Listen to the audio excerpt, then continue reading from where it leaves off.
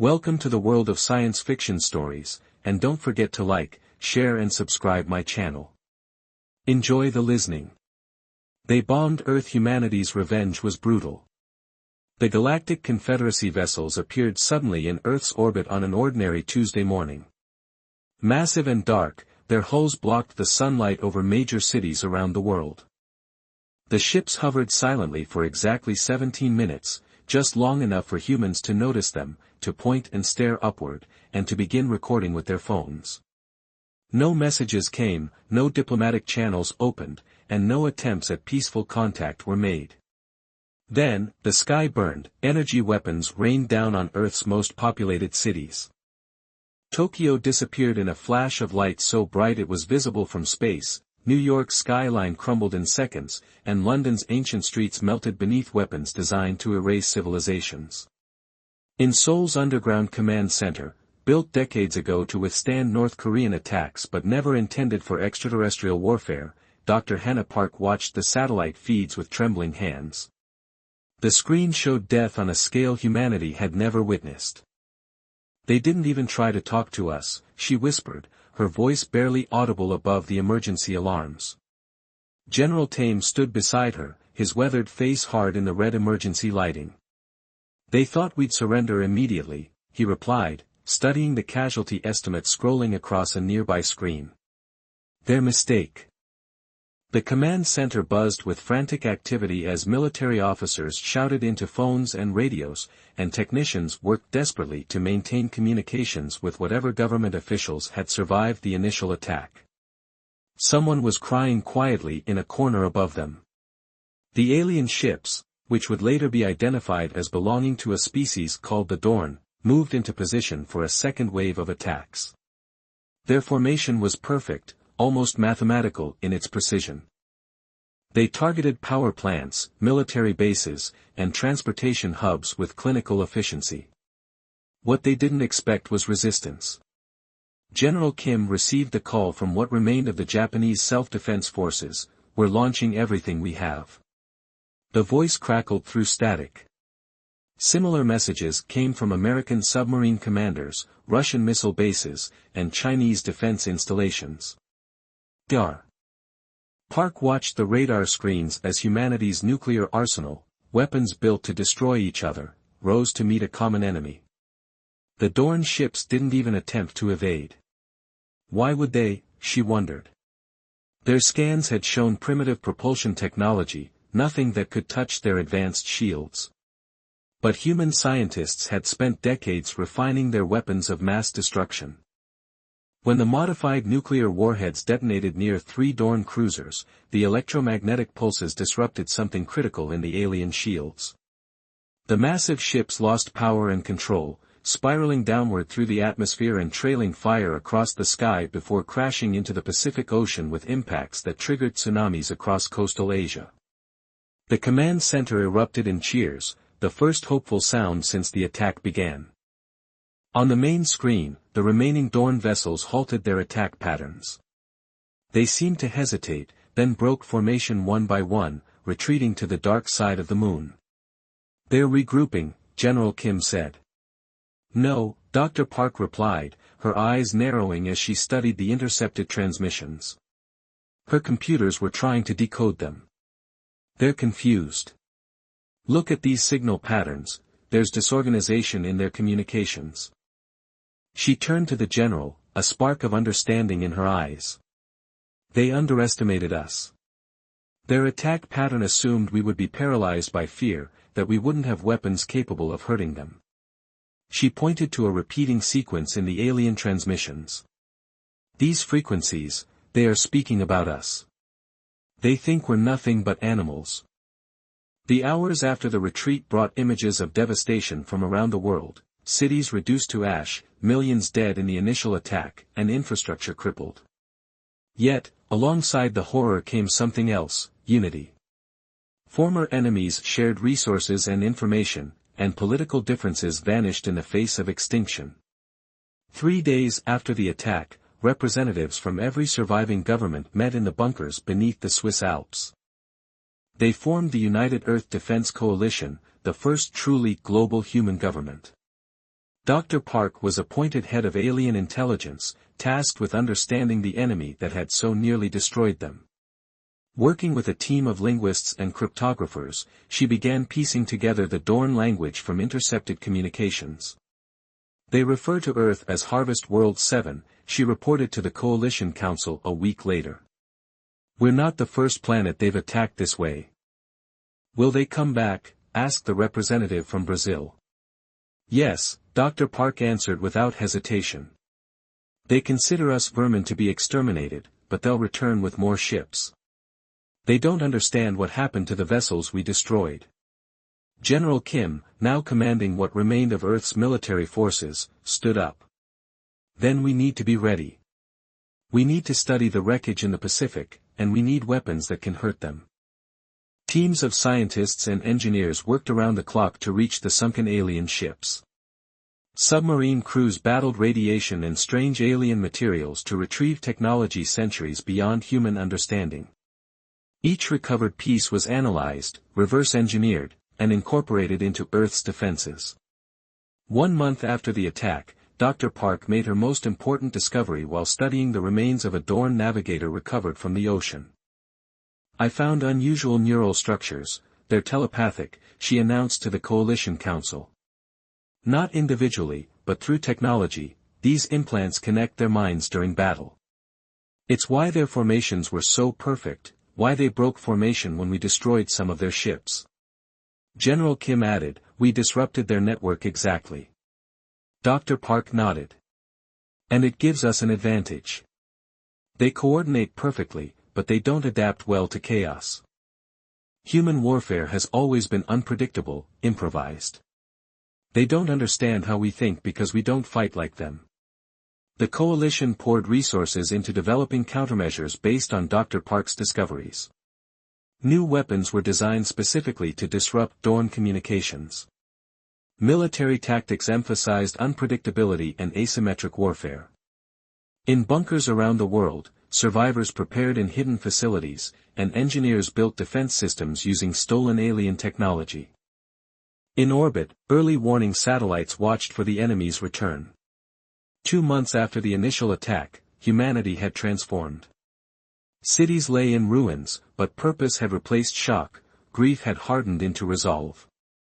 Former nations now worked as one, and people who had lost everything found meaning in building something new, a civilization designed not just to survive the next attack, but to fight back. Dr. Park stood at the window of the new coalition headquarters, looking up at the night sky where stars still shone despite everything. They bombed Earth, she said softly to herself, thinking of all that had been lost. How cute, her lips curled into a determined smile as she turned back to her work. Now, let's show them how humans strike back. Major Jun Lee's boots left perfect prints in the lunar dust as he led his team across the gray landscape. Earth hung in the black sky above them, partly covered in swirling storm clouds. The blue planet looked peaceful from here, no one could see the ruined cities or the billions of graves from this distance. Keep low, Joan instructed through his helmet. Calmly, the 5 soldiers moved in formation, their bulky white suits making them look like slow-moving ghosts against the lunar surface. 2 kilometers ahead lay their target, a crashed Dorn scout ship. The alien vessel had been damaged during the retreat 3 months ago and had made an emergency landing on the moon's far side. Coalition satellites had only spotted it last week. Command, we're approaching the wreckage, June whispered, though there was no need to lower his voice in the vacuum of space. No signs of survivors. In the underground command center on Earth, Dr. Hannah Park sat forward in her chair. Dark circles under her eyes revealed months of minimal sleep. She adjusted her headset and checked the vital signs of June's team on her monitor. Remember, Major, we need their navigation systems intact. The central processing unit should be located in what looks like a spherical chamber near the front of the vessel. Understood, June replied. He signaled to his team to spread out as they approached the crashed ship. The Dorn vessel was unlike anything humans had built. No straight lines or sharp angles marked its silver-blue surface, instead, it looked almost grown rather than manufactured, with sweeping curves and organic shapes. A deep gash ran along one side where something had torn through. The whole entry point, located, Sergeant Min reported, pointed to an opening near the ship's rear. Appears to be an emergency hatch, June nodded. Team 1 with me, Team 2, secure the perimeter. Inside the alien ship, it was dimly lit by emergency systems. The air remained breathable within the vessel, another sign of advanced technology. June kept his helmet sealed anyway, who knew what alien microbes might be present. The interior corridors curved and branched like blood vessels. No labels or signs marked the passages, at least, none that humans could recognize. June followed the schematics developed from satellite imagery, moving toward the ship's command center. This technology is, Sergeant Min whispered as they passed what appeared to be a living wall of shifting metal. It's beyond anything we've seen from the recovered wreckage. That's why we're here, June reminded him. We need better tech if we're going to survive. They reached the central chamber without incident. No Dorn bodies were visible, which was strange for a crashed ship. The controls pulsed with soft blue light, and organic-looking interfaces covered surfaces that seemed designed for beings with more fingers than humans possessed. We've reached the command center, June reported. Beginning extraction of target systems. Dr. Park's voice came through clearly. Look for anything that resembles a neural interface. Our analysts believe their navigation systems connect directly to their minds. Following her instructions, June located a cluster of crystal-like structures embedded in what seemed to be the captain's station. As he carefully removed them using tools designed specifically for this mission, he noticed something unusual. Dr. Park, I'm seeing what looks like brain tissue integrated with the technology. Is that possible? There was a pause before her reply. Yes. Our study suggests their technology is partly biological. Extract it, the team worked methodically, removing everything Dr. Park had identified as potentially useful. As Sergeant Min was packing the last components, a sound echoed through the ship, a low hum that gradually increased in pitch. Something's activating, June warned, drawing his weapon. Possible automated system or survivor. The hum grew louder, and panels in the walls began to glow. Withdraw immediately, Dr. Park ordered. The ship may have a self-destruct mechanism. June didn't need to be told twice.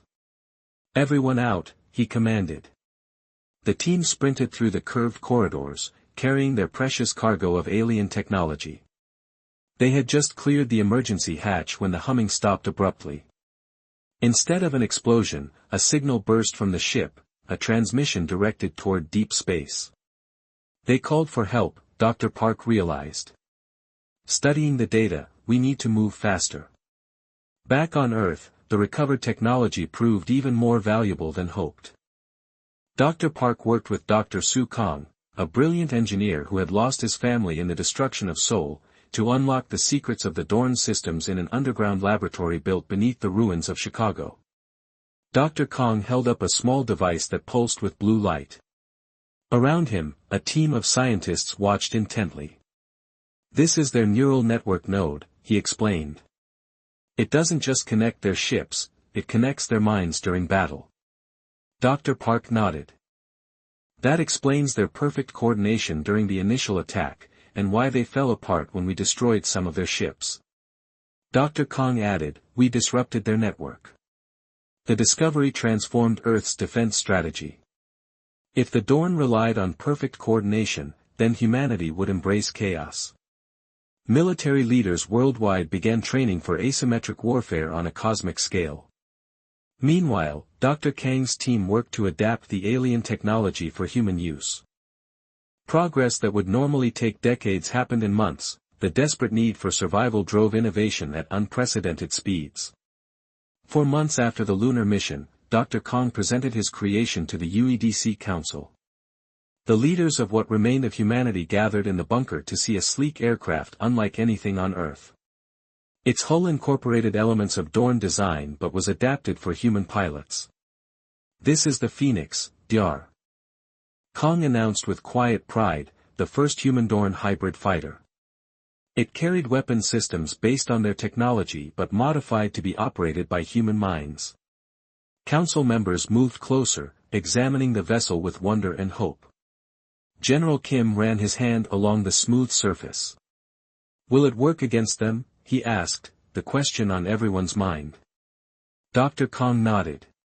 "Humans are good at one thing," he said, his eyes reflecting the aircraft's lights. "Turning their own weapons against them." While Earth prepared its defenses, humanity took its first steps toward becoming a multi-planet species. Using recovered Dorn engines, the first human ships reached Mars in weeks rather than months. There, in the shadow of Olympus Mons, construction began on humanity's first off-world military base. Major Jun Lee, promoted to colonel after the lunar mission, supervised the Mars base construction. Standing on the red planet's surface, watching Earth teams assemble structures using a combination of human ingenuity and alien technology, he felt a strange mix of grief and pride. "Dr. Park," a calm voice came through his communicator, "how's the cloaking system working?" "The Dorn won't see us," June confirmed. "We've adapted their own stealth technology, even their sensors will miss us." The irony wasn't lost on either of them. The very race that had nearly wiped out humanity had inadvertently given them the tools to spread beyond Earth. Humanity was adapting, evolving, becoming something new, something the Dorn had never anticipated. As the first dome of the Mars base sealed successfully, June looked up at the stars. Somewhere out there, the Dorn were preparing another attack. They would return expecting to find a broken species ready for harvesting. Instead, they would find humanity waiting for them, armed with their own technology, spread across 2 planets and burning with a desire for justice that no alien species could fully comprehend. The Phoenix fighters were ready. The Mars base would be operational within weeks, and Earth's defenses grew stronger daily. For the first time since the attack, June allowed himself to feel something close to hope. The Dorn had bombed Earth, thinking they were dealing with primitives. They would soon learn just how adaptable those primitives could be. Commander Yuna Choi felt the gentle vibration of the HSS Defiance's engines through the soles of her boots. She stood on the bridge of humanity's first true warship, a vessel built with technology stolen from the very enemy that had tried to destroy Earth. The ship hummed with a power that humans had never controlled before. "Contact approaching, Commander," Lieutenant Da reported from the sensor station. His voice was calm, but his knuckles were white on the controls. Multiple Dorn vessels just appeared beyond lunar orbit, count as 43 ships, 3 times larger than their previous attack fleet. Yuna nodded, her face betraying no emotion. She had trained for this moment for months. "Send the signal to Earth Command," she ordered, then initiated a full communication blackout as planned. On the main view screen, the Dorn ships moved with perfect precision. Their formation resembled a massive arrowhead aimed directly at Earth. 8 months had passed since their first attack, enough time for them to gather a force they believed would finish what they had started. "They expect to find us broken," Yuna said to her bridge crew. "They expect to find ruins and survivors ready to be harvested. They don't expect this." She gestured around the bridge of the ship that shouldn't exist, not according to Dorn understanding of human capabilities. The 12 ships of Earth's defense fleet moved into their starting positions. Unlike the Dorn's perfect formation, the human vessels appeared randomly placed, some lurked behind lunar mountains, while others hid in the debris field created by the previous battle. The Defiance itself waited in low Earth orbit, its advanced cloaking system adapted from Dorn technology making it nearly invisible. Yuna opened a channel to the fleet. "All ships, maintain communication silence from this point forward," she ordered. "Remember your training, they can sense coordinated attacks. Each ship acts alone, trust your captains, trust your training." With that final instruction, all communication between human vessels ceased. Unlike the Dorn, who fought as a single mind linked through their neural technology, the human fleet would fight as individual units, following a loose plan but ready to improvise. The Dorn fleet crossed the lunar orbit line. Their massive flagship, easily identified as the same vessel that had destroyed Tokyo in the first attack, led the formation. Its hull gleamed like polished obsidian in the sunlight. "Weapons ready," Yuna ordered. "Hold until they commit to Earth." Minutes passed in tense silence. On Earth, defense batteries waited in orbit, and stealth satellites tracked the enemy's movement. On Mars, Colonel Lee and his forces prepared to launch should Earth fall. When the Dorn crossed the invisible line that humanity had designated as the point of no return, Yuna gave a simple nod to her weapons officer. Now the battle, later known as the Lunar Line, began with what appeared to be a suicidal attack. 3 small human vessels suddenly accelerated toward the center of the Dorn formation, apparently intent on ramming the enemy ships. The Dorn responded as expected, their linked minds coordinating a textbook defensive maneuver. However, the human ships weren't aiming for the Dorn vessels at all. They fired specially designed warheads into empty space just ahead of the Dorn fleet, then veered away. The warheads detonated, releasing an electromagnetic pulse modified based on Dr. Park's research to specifically target Dorn neural networks. Confusion rippled through the Dorn formation. Ships that had moved in perfect unison now drifted slightly out of alignment. The disruption lasted only seconds, but it was enough. From behind the moon, 6 more human ships attacked from an angle that the Dorn hadn't protected from. Earth's surface defense batteries fired weapons designed to bypass Dorn shields from orbit. The Defiance then cloaked directly above the Dorn flagship to target their command tower. "Fire when ready," Yuna ordered. The Defiance's main weapon, a modified version of the Dorn's own energy cannons, fired a concentrated beam at the enemy flagship. For a moment, the alien shields held, glowing bright blue against the attack. Then, precisely as Dr. Park had predicted, the shields fluctuated at a specific frequency. The second volley, adjusted to a harmonic match, struck at exactly the right moment in the shield's energy cycle.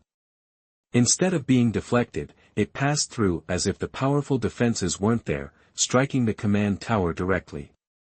Across the battlefield, human ships executed seemingly random attack patterns. Some retreated only to loop back from unexpected vectors, others deliberately took damage to create openings for their companions.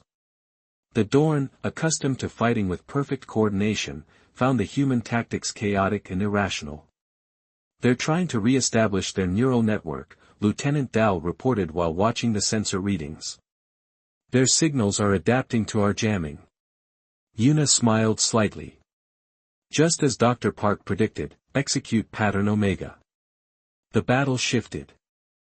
Human ships that had been attacking now began defensive maneuvers, while ships that had been defending suddenly attacked. The constant change in tactics prevented the Dorn from adapting. On the Dorn flagship, now damaged and struggling to maintain its position, Sub-Commander Rath watched with growing concern as the supposedly primitive humans demonstrated capabilities that should have been impossible. Their attacks made no sense according to any battle doctrine in the Confederacy database, yet they were systematically disabling the Dorn fleet. "Recalibrate the network," Rath ordered. "Focus all ships on the largest human vessel." The Dorn fleet tried to regroup, concentrating their firepower on the Defiance. Yuna's ship shuddered under the impact, the defensive systems officer reported, "Shields at 40%, we can't take much more of this." Yuna remained calm. "Hold position. Continue targeting their command systems." Just when it seemed the Defiance would be overwhelmed, 3 human ships executed what appeared to be a suicide run. They accelerated directly toward the Dorn flagship's engines, firing continuously. The Dorn ships shifted to intercept this new threat. It was exactly what Yuna had been waiting for. "Now, all power to main weapons. Target their bridge," she ordered. The Defiance's weapons struck the Dorn flagship at its most vulnerable point. The massive alien vessel went dark, its engines failing, its weapons silent. Around it, other Dorn ships started to break formation as their neural network collapsed without the flagship's coordination. "Boarding teams, ready," Yuna ordered. "We take that ship intact." 6 hours later, In what had once been the command center of the most powerful vessel in the Dorn fleet, Dr. Hannah Park stood face to face with the first Dorn to ever speak to a human rather than attempt to kill one. Sub-Commander Reth was secured to a chair, his forearms restrained. His skin had a bluish tint, and compound eyes reflected the room's lights in multiple directions. He looked at Dr. Park with what seemed like confusion. "Your kind was categorized as presentient," the alien told her, speaking through a translation device Dr. Park had developed. "Resource worlds are not contacted, they are merely harvested." Dr. Park studied the alien with clinical interest, then asked, "Tell me about your confederacy. Tell me about the other worlds you've harvested." Outside, the captured flagship's ordeal continued. Earth's small fleet regrouped. Despite heavy losses, humanity had achieved its first true victory against the alien invaders. The remains of the Dorn fleet had retreated beyond the solar system, transmitting urgent messages toward whatever distant world they called home. On the bridge of the Defiance, Commander Una received the preliminary casualty reports. 7 of their 12 ships had survived, thousands of crew members had been lost, but they had held the line, they had protected Earth, and they had captured the very ship that had once brought such destruction to their world. "Send word to Colonel Lee on Mars," she instructed her communications officer. "Tell him we've won the day, but this is just the beginning." As Una looked at the stars visible through the view screen, she knew the Dorn would return, possibly with an even larger force, but next time humanity would be better prepared. They would have the knowledge gained from the captured ship and prisoners. They would have time to build more vessels, train more crews. Most importantly, they had hope, something that had been in short supply since that terrible day when the skies burned and the cities fell. "They bombed our world," Una said quietly to herself. "Now they'll learn what happens when humanity strikes back." The massive ship that had once brought death to Tokyo now bore a new name, painted in bold white letters across its hull, Vengeance. Inside its command center, where Dorn officers had once coldly ordered Earth's destruction, Commander Yunak Choi now sat in the captain's chair, surrounded by a human crew. "Navigation systems are online," Dr. Hannah Park reported from her station.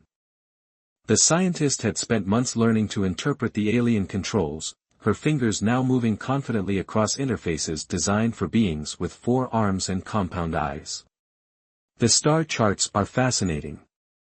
They've mapped thousands of systems we never knew existed." Yunak nodded, studying the main view screen where Earth grew smaller as they moved toward the edge of the solar system. The blue planet still showed terrible scars from the Dorn attack, but cities were being rebuilt and humanity was recovering. "Is everyone ready for the jump?" Yunak asked, looking around at her crew. 50 of Earth's best officers and scientists staffed the Vengeance, along with 200 support personnel, all of whom had volunteered for this mission despite knowing they might never return home. "Engineering reports, all systems ready." Lieutenant Dell confirmed, "Modified Dorn engines are functioning at 93% efficiency." Yunak took a deep breath. No human had ever traveled beyond the solar system before, now, they would be the first. "Execute jump sequence," she commanded. The stars on the view screen blurred, and a strange humming filled the ship as the Dorn faster-than-light drive activated. For a moment, reality itself seemed to bend, then suddenly they were elsewhere, orbiting a red dwarf star, for light years from Earth, Proxima Centauri. Dr. Park whispered in awe, "We did it."